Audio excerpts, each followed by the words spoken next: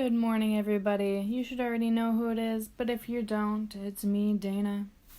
So this week, my podcast will take a turn to the more serious side of things. I have recently read the play Macbeth by William Shakespeare, and I gotta say, it wasn't really my cup of tea, but it was good nonetheless. Now, conscience is a huge factor within this play, or more accurate, the change in conscience throughout the play.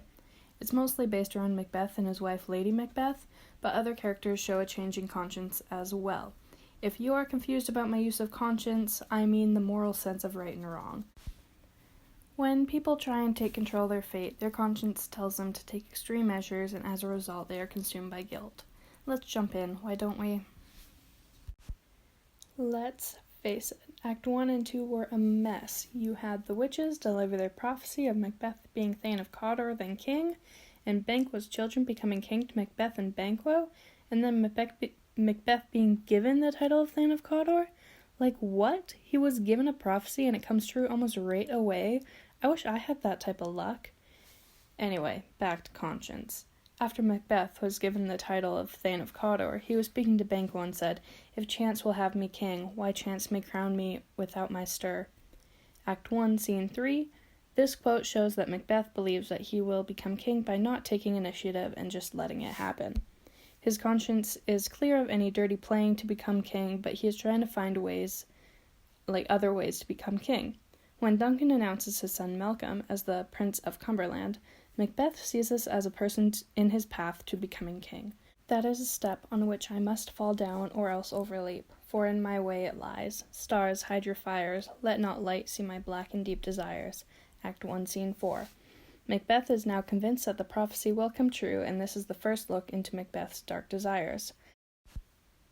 On the other hand, Lady Macbeth has other ideas about the path to fulfilling the prophecy. As soon as she finds out about the prophecy, her conscience is telling her to do whatever possible to ensure the prophecy that comes true. She reveals her plan to Macbeth, but Macbeth doesn't want to kill the king because he sees King Duncan as a kind and fair ruler. But Lady Macbeth eggs him on, and eventually greed takes over and he agrees to the plan. As you all know, the plan was to get the chamberlains drunk until they pass out, and Macbeth will sneak past and murder the king. Although on his way to the king's chamber, Macbeth hallucinates a floating dagger leading him to Duncan's room. Macbeth says, "Art thou but a dagger of the mind, a false creation proceeding from the heat-oppressed brain?" Act 2, Scene 1. This is the first hallucination of Macbeth's guilt and conscience. Lady Macbeth doesn't feel any remorse for what she is doing. Not yet, at least. The only reason why she didn't kill the king herself was because Duncan resembled her father as he slept. After the deed was done, Macbeth was conscience-stricken when he struggles to say Amen. Not being able to speak the word implies that God will not bless him, and he is doomed to eternal damnation. Macbeth is struck by immense guilt, and he believes that all the oceans won't be able to wash him clean from his deed. So Act 1, a mess. So many things happened in both these scenes. Okay, back at it again with Act 3. So, as we know, Act 3 is the climax of all Shakespearean plays. The conscience is strong in this one. Sorry. Anyway, as I was saying, the highest point of emotional intensity. In the beginning of this act, you start to see Macbeth's conscience slipping into the deep side. In Scene 1, Macbeth is talking to himself about the threat Banquo potentially poses to his kingship, and he says, "Our fears in Banquo stick deep, and in his royalty of nature reigns that which would be feared." Act 3, Scene 1. He is genuinely scared that Banquo's descendants will take the crown from him, and he went as far to hire murderers to kill Banquo and his son. He no longer cares who he needs to kill. Macbeth's conscience basically telling him to do whatever possible to keep the crown. Lady Macbeth is still stone cold to the idea of the king's murder, but she is oblivious to the murder of Banquo and attempted murder of Fleance, Banquo's son. Later at the banquet, after the murder of Banquo, Macbeth starts to hallucinate and believes that Banquo is sitting at the table.